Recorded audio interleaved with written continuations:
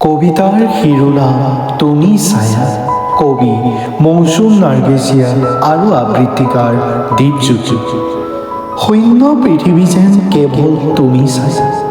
ছায়া কথা পতা মাত্ৰ কিছু সময়হে হৈছিল, এতিয়া এনে লাগিছে মই আধৰুৱা কেৱল তোমাৰ বাবে। দিনটোৰ ব্যস্ততাৰ অন্তত ভাগৰি নপৰাকে মাথো তুমি ছায়া। উফ, কি যে তোমাৰ মিঠা মাত। আলসুৱা বতাহ এজাকে যেন মোক ছাতি মাৰি ধৰিছে তোমাৰ প্ৰেমে। ঐ শুনা না, মাতাল হৈ ৰৈছোঁ তোমাৰ প্ৰেমে। মাত্ৰ কিছু সময়ৰ বাবে নহয়, প্ৰতিটো সময়তে প্ৰতিটো শব্দতে মই মাতাল। তোমাক মোৰ বুকুৰ মাজত চাপ মাৰি লৈ ক'ব বিচাৰোঁ তোমাক কিমান ভাল পাওঁ। আৰু এজাক বৰষুণ আহি ক'ব লাগিব, হয় তোমাৰ বাবে ময়ে প্ৰিয় বুলি।